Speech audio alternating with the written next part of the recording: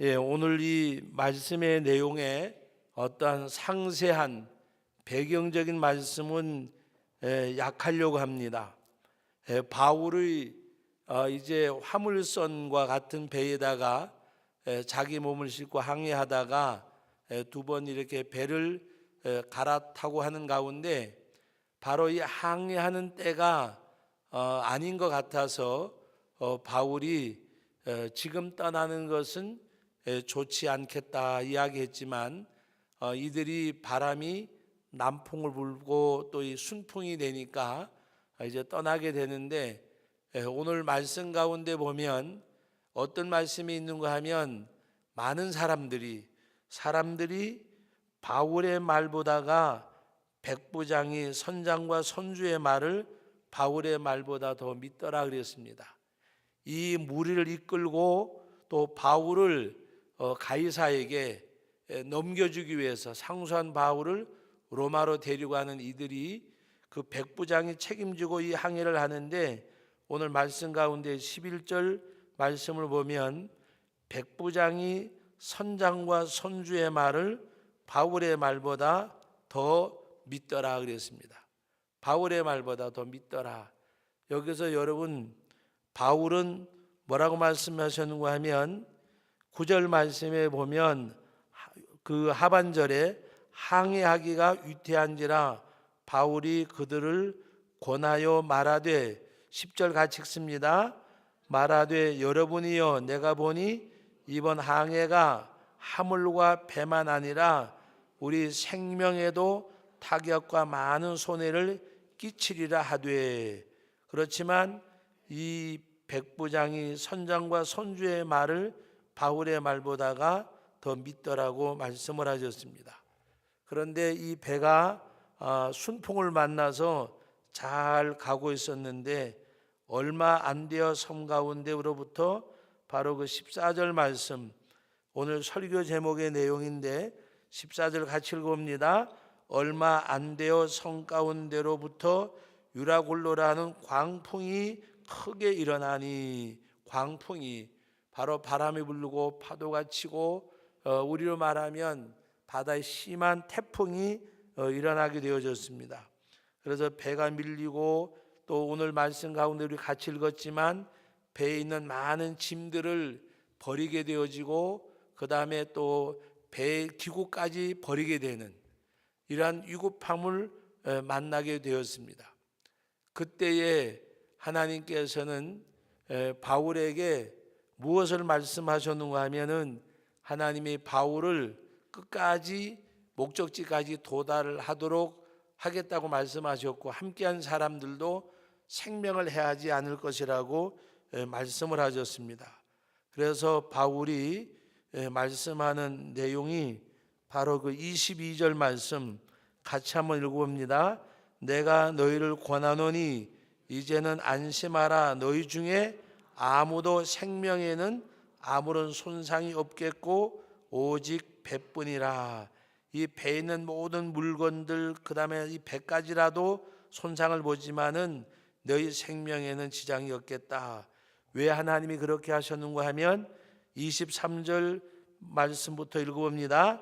내가 속한 바 내가 섬기는 하나님의 사자가 어젯밤에 내 곁에 서서 말하되 바울아 두려워하지 말라. 내가 가이사 앞에 서야 하겠고 또 하나님께서 너와 함께 항해하는 자를 다 내게 주셨다 하였으니 그러므로 여러분이여 안심하라. 나는 내게 말씀하신 그대로 되리라고 하나님을 믿노라. 여러분 오늘 이 말씀에 보면 바울아 두려워하지 말라. 내가 가이사 앞에 서야 하겠고 여러분 이 배가 다 파산하고 모든 것 다 잊어버려지지만 바울과 함께한 사람들의 생명만큼은 지켜주시겠다고 하는 하나님의 약속입니다. 바울은 이 하나님의 약속을 믿는다고 말하였고 왜 하나님이 이같이 말씀하셨느냐? 바울에게 말씀하시는 내용 가운데 하나가 내가 가이사 앞에 서야 하겠고 그래서요. 가이사 앞에 서야 하겠고 여러분 바울이 이제 그 유대인들이 자신을 해하려고 할 때 상소해서 이제 최후의 법정에 서게 되는 이 가이사 법정에 서게 되는데, 하나님께서는 내가 가이사 앞에 서야 하겠고 그랬어요. 왜 하나님이 가이사 앞에 서야 된다고 말씀하셨을까? 바울이 거기 가서 재판받고 죽으라는 것인가?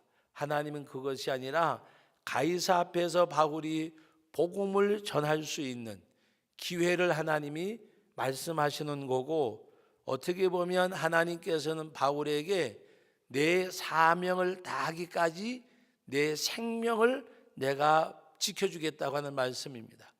복음을 전하려고 하는 이 바울의 열정, 우리가 사도행전 23장 이하서부터 27장까지 보아오면서 바울이 어디서나 그 하나님의 복음을 전하는 것, 재판 그 자리에서도 또 그 어떤 기회가 주어지면 자기가 만난 예수님, 담에색 도상에서 자기 나타나셨던 그 예수님을 증거하는 겁니다. 그럼 여기서도 내가 가이사 앞에 서야 되겠고, 하나님이 바울에게 마지막 사명을 다할 때까지 너를 내가 지켜줄 것이라 두려워하지 말라.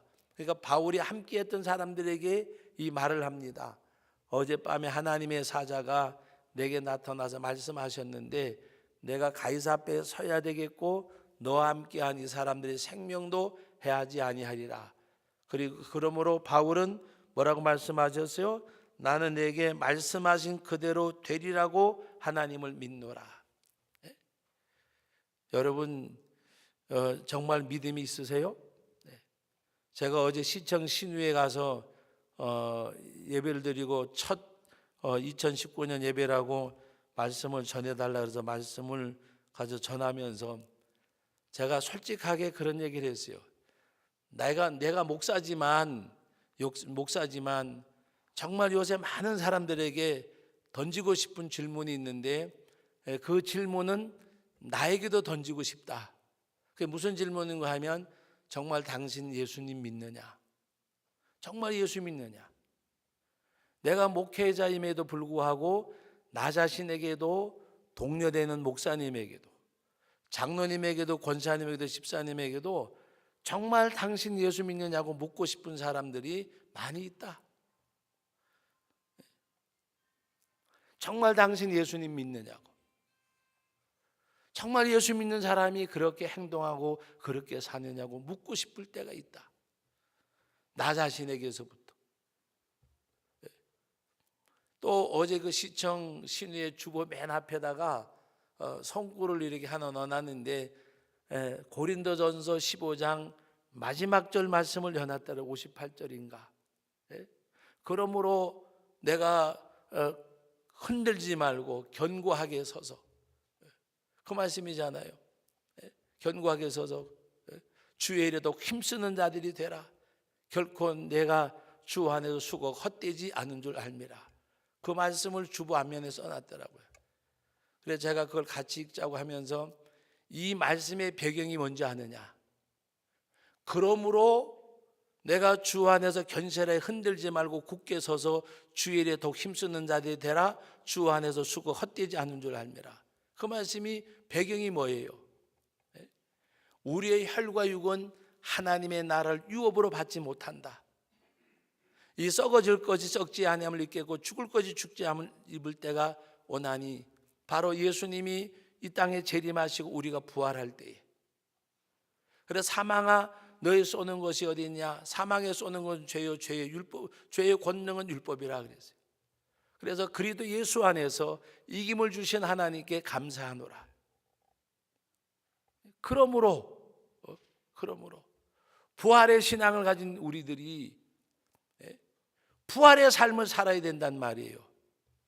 부활의 삶이 뭐예요? 견실하여 흔들리지 말고 그 앞에 세움을 입어서 주의 일에 더욱 힘쓰는 자들이 되라고 말씀하셨어요. 주의 일에 더욱 힘쓰는 자들, 주 안에서 수고가 결단코 헛되지 않은 줄 알미라. 이 썩어질 육체 죽을 목숨인데 부활의 생명을 주셨는데, 그래 제가 그래 여기 앉아 계신 분들 가운데 장로님, 집사님, 권사님들 계시는데 설교한다고 서는 나는 목사인데 우리 모두에게 한번 질문을 던져보자. 정말 나는 예수를 믿는가? 나는 예수를 믿는가? 정말 하나님의 살아계신 하나님. 이사야 9장 6절 이하에 있는 말씀대로 예수님이 땅에 오신 것을 가리켜서 한 아기가 우리에게서 낳고 한 아들을 주셨는데 그의 어깨에 정사를 메었고 기묘자라 모사라 전능하신 하나님이라 영존하신 아버지라 평강의 왕이라. 그 예수님을 일으켜서 그렇게 말씀하셨는데 과연 그 예수님을 나는 믿느냐? 그 어깨에 정사를 메었고 하는 것은 역사의 주관자가 되신 하나님.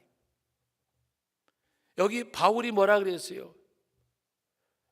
백부장과 거기 함께 했던 사람들이 선장과 선주의 말을 들었고 바울의 말을 듣지 않았다 그랬어요. 바울은 누구예요? 선장도 아니고 선주도 아니고 사공도 아니에요. 전혀 배하고는 경험이 없는 사람이에요. 근데 그는 하나님 앞에 기도의 사람이었고 말씀의 순종의 사람이었잖아요. 이 항해를 안 하면 좋겠다고 이야기했어요.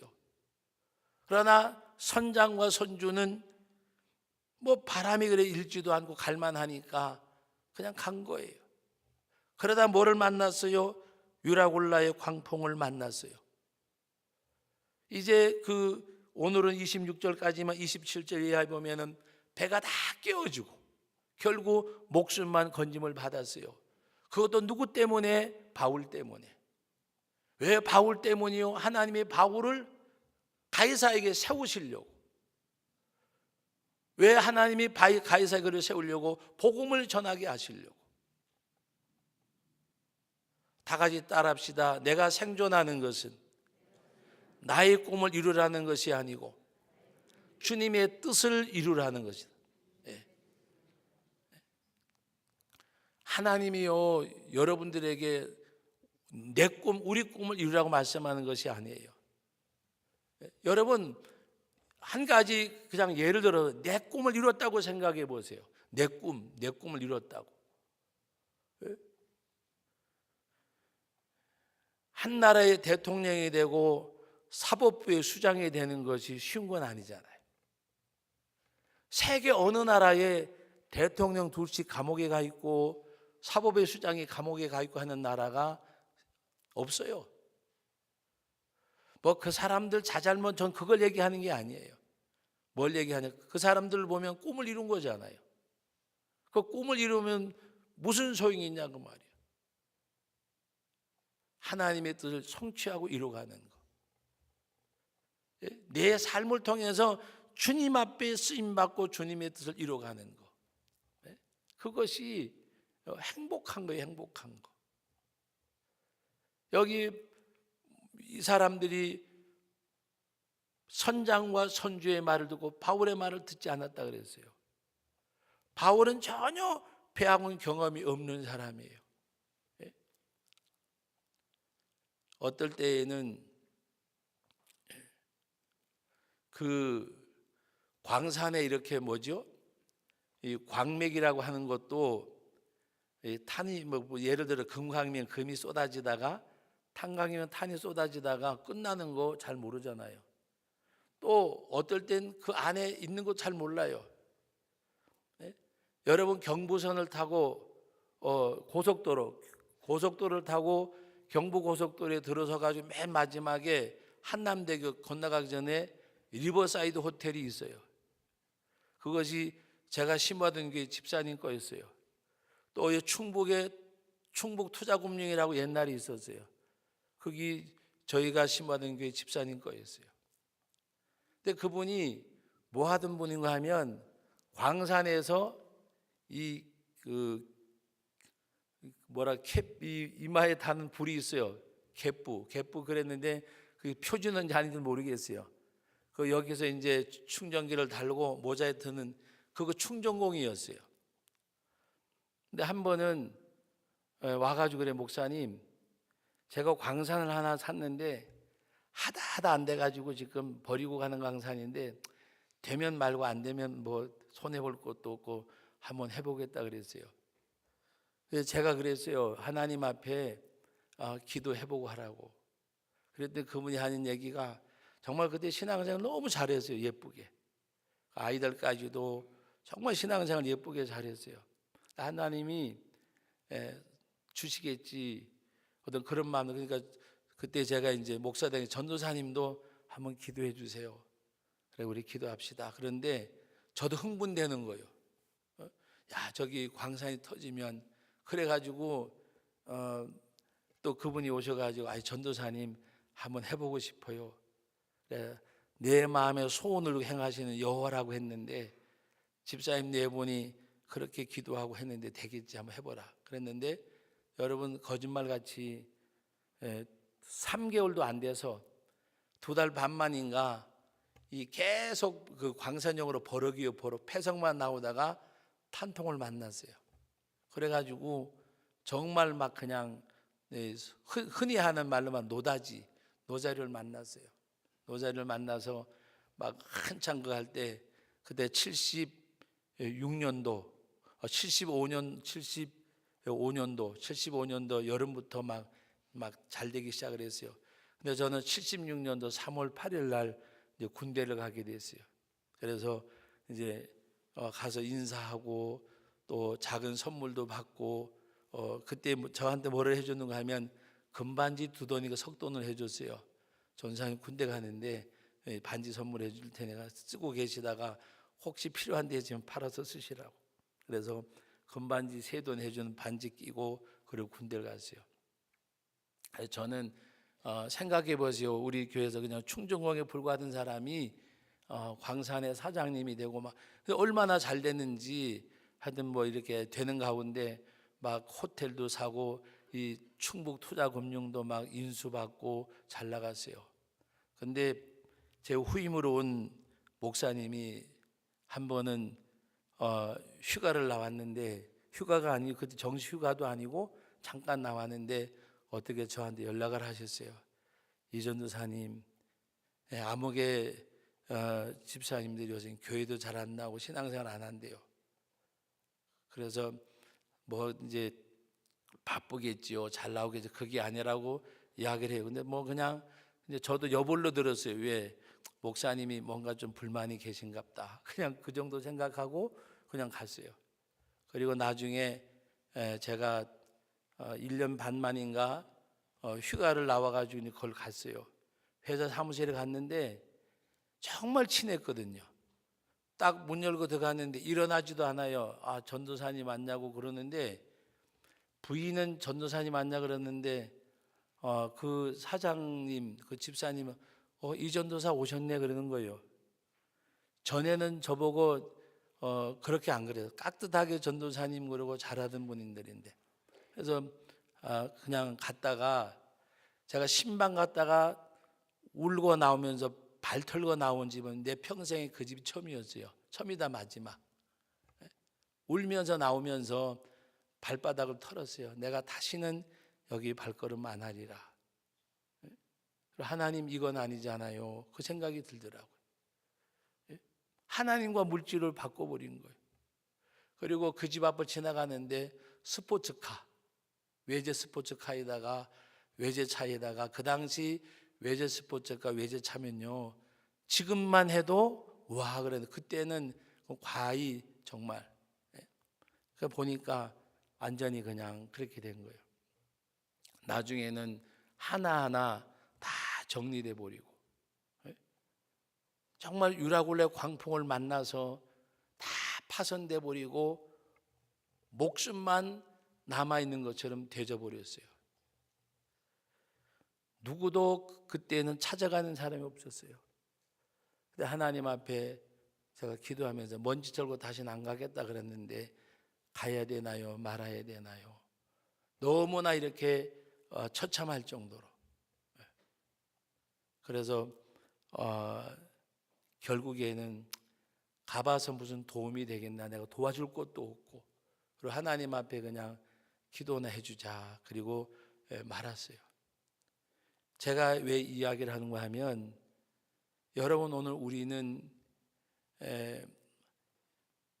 그 가운데서 목사님이 저한테 이야기할 때까지는 저는 그냥 약간 여불로 들었는데 안타까우니까 가서 이야기를 했는데 목사님이 가서 말씀을 했대요. 나중에 이제 그 목사님 만나서 이야기를 했는데 목사님이 하시는 말씀이 찾아가서 권하니까 저보고 교회 나오러 가시려면 오지 마세요 그러더래요.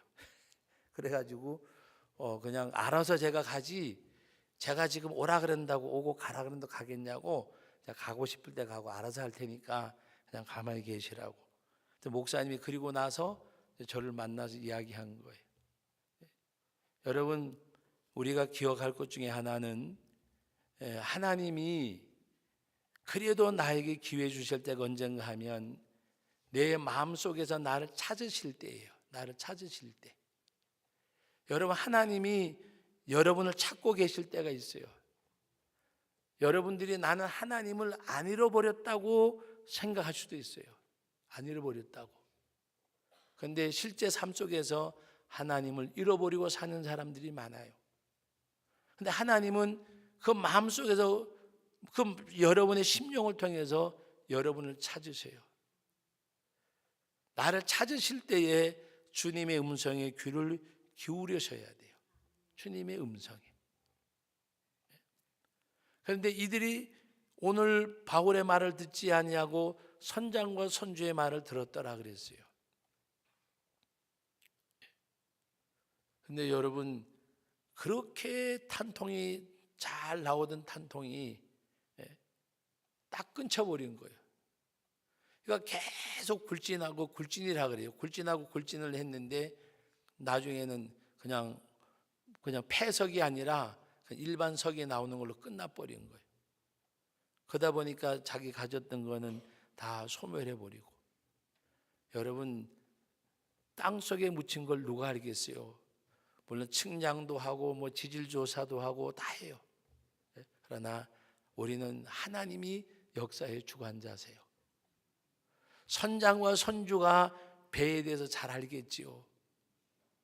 하나님께서는 바울을 통해서 그 항해를 막으셨지만 그들이 항해를 했어요.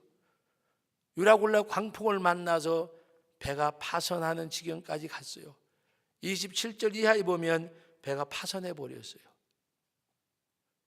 그런데 하나님께서 이들에게 배까지 깨지게 하셨지만 생명을 살린 것은 누구 때문에? 바울 때문에. 바울 때문에. 저는 요사이 가끔 가다가 두려운 생각이 있어요. 뭐 우리 나라와 민족에 대해서가 아니라 우리 한국 교계나 교회나 이런 것을 보면 여러분 하나님이 우리를 통해서 일하시는 게 다 하시면 끝나버리는 거예요. 무슨 말씀인지 아세요?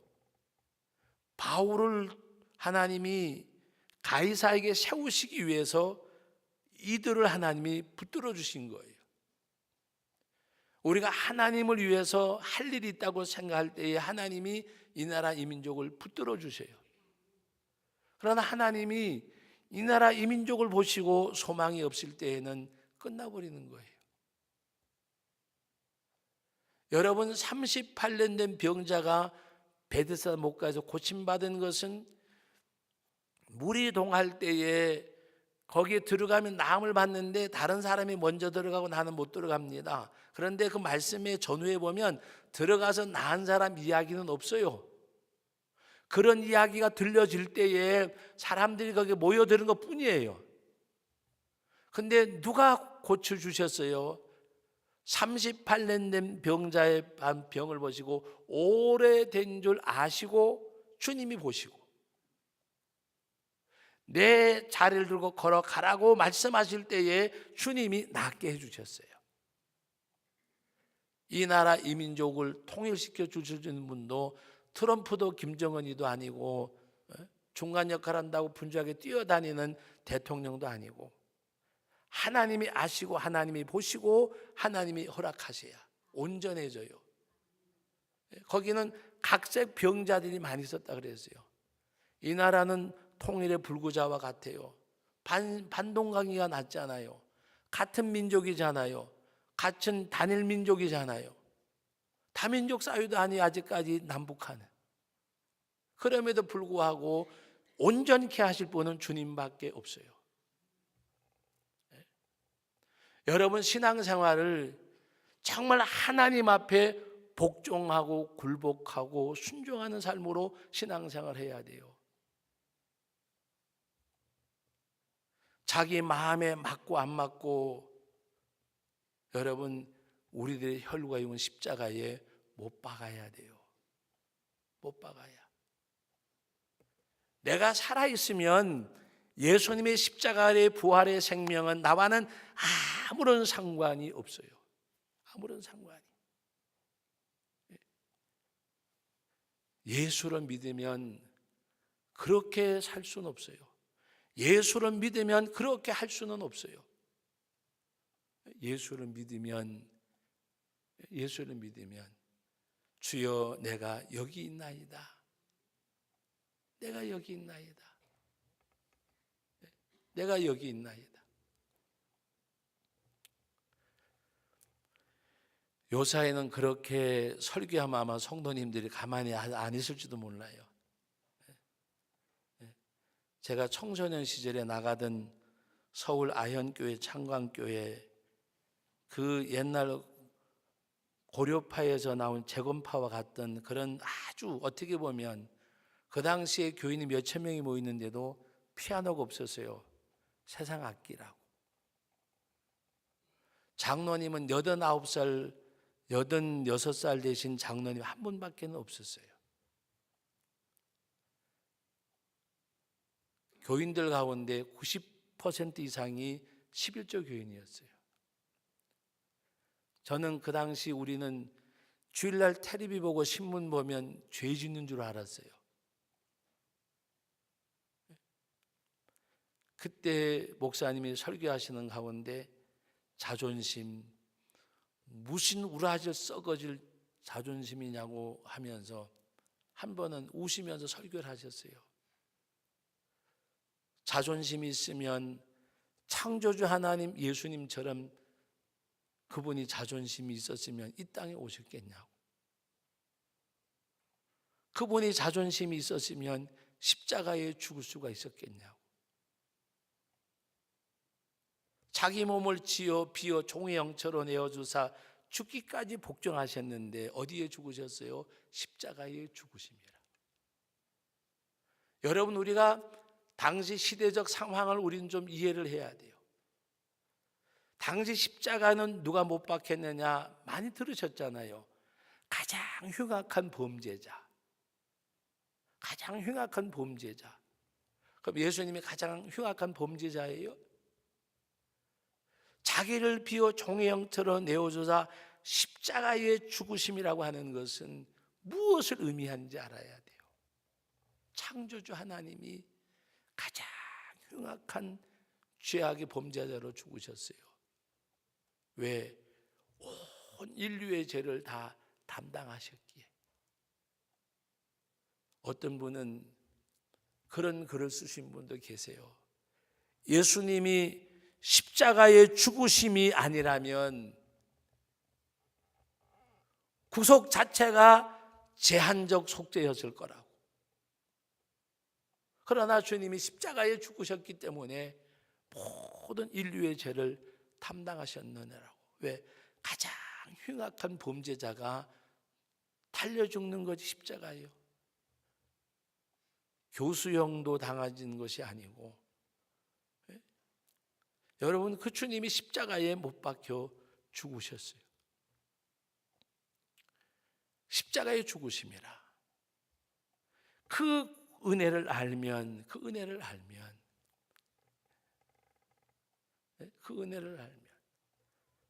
우리 찬송은 부르잖아요. 나 같은 죄인 살리신. 나 같은 죄인이잖아요. 그런데 우리는 나 같은 의인이요. 나 같은 의인. 나 같은 의인이에요. 교회에서 의인처럼 행하는 사람이 얼마나 많아요. 의인처럼.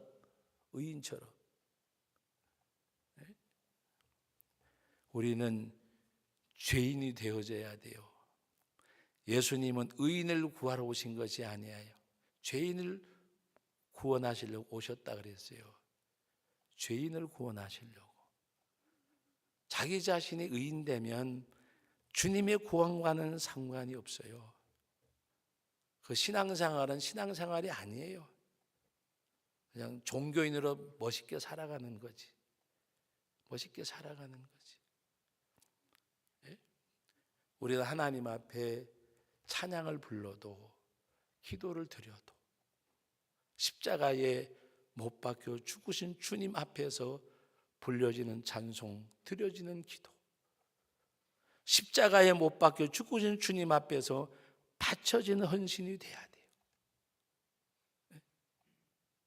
그래서 하나님은 바울을 살려주시고 바울과 함께한 사람들 배가 깨어질지라도 생명은 지켜주신다고 말씀하셨는데, 이유는 하나가 됐지요. 내가 가이사 앞에 서야 되겠고.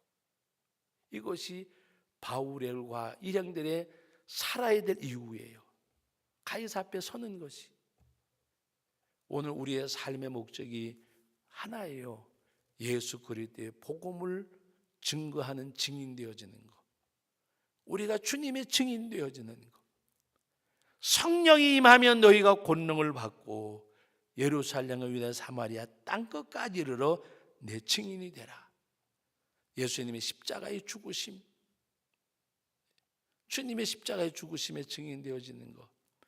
이것을 바울을 통해서 이루시기 위해서, 가이사에게 세우시기 위해서 유라굴라의 광풍에서 지켜주신 거예요. 파손되고 죽을 수밖에 없는 자리에서 살려주신 거예요. 저와 여러분의 생명을 오늘날까지도 하나님 붙드시는 것을, 유라굴라의 광풍에서 이들을 지켜주신 것처럼 십자가의 증인되라고, 예수님의 죽으심과 부활과 천국에 대해서 증인이 되라고, 증인이 되라고. 그래서 우리는 정말 하나님 앞에서, 저는 이 본문 말씀을 보면서 하나님이 사명이 있으면 하나님이 보호해 주시는구나. 아까 말씀 중에 말씀드렸지만 오늘날 우리 대한민국, 한국 교회, 교계를 보면 하나님이 촛대를 옮기실까 봐 너무 걱정스러워요. 하나님이.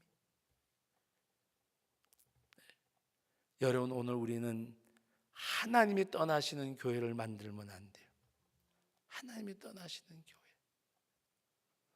복음에 대한 사명을 잃어버리면 하나님이 그 가운데 역사하지 않으셔요. 근데 복음에 대한 사명만 붙들고 있으면 하나님은 결단코, 하나님께서는 실패하지 않으세요. 어제 서울에 있는 암사제일교회에 제가 옛날에 아니라 몇 년 전에 집회 갔던 교회인데, 담임 목사님이 이제 은퇴하세요. 그래서 27일 날, 지난 주일 날 담임 목사님, 원로 목사 취대식을 하고 유임 목사 이제 투표를 해가지고 두 가지가 다 가결이 돼서 어제 저한테 장로님하고 새로 된 담임 목사님하고 인사하러 왔어요.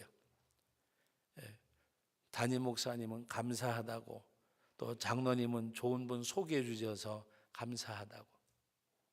그리고 와서 이제 인사하고 하는데, 제가 한 가지만 내가 목사님 한 말씀 해주세요 그러길래 제가 그 목사님 보고 그랬어요. 요새 젊은 목사님들이 더 잘하는데 내가 해줄 게 뭐 있느냐. 근데 한 가지 사명을 잃지 않은 사역자가 되고 교회가 되면, 복음을 위한 교회가 크고 작고에 마음 쓰지 말고, 지금 그냥 2층을 분양받아 가지고 새는 안 살고 있는 교회예요.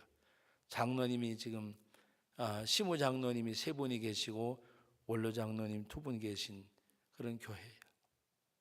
그래서 제가 그랬어요. 하나님 앞에 선교적 사명, 복음을 위한 사명, 내 먹을 거 다 먹고 선교하지 못하고, 내 먹을 거 다 먹고 전도하지 못하고 남 도와주지 못하니까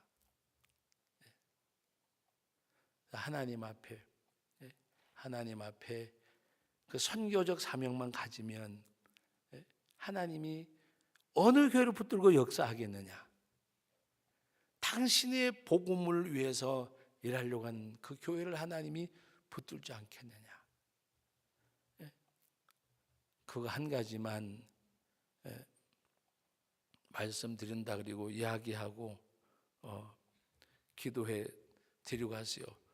밥 사주러 왔다 그러길래 서울 가면 밥 사주고 제천 왔으면 내가 밥 사준다고 데리고 가서 우리 교회 우리 식구들하고 같이 7,000원짜리 한식 먹어서 그냥 보내드렸어요. 여러분, 오늘 우리는 하나님 앞에 정말 복받는 성도, 복받는 교회는 하나예요. 복음에 대한 사명, 나를 통해서 예수님이 증거되는 일에 내가 직접 아니면 간접적으로라도 이 복음이 우리 가정을 통해서, 나를 통해서, 우리 가정을 통해서, 우리 교회를 통해서 하나님의 복음을 전하는 성도, 하나님의 복음을 전하는 가정, 하나님 앞에 세워지는. 제가 어느 가정이라고는 이야기 안 하지만 이 말씀만 드리고 말씀을 맺게요. 아주 이렇게 혼란하고 어렵고 힘든 가정이 있었어요. 부부지간에도 맞지 않고 부모 자식이 잘 맞지 않고. 그래서 제가 한 가지 제안을 했어요. 가정에서 복음을 위해서 해본 적이 있느냐? 복음을 위해서.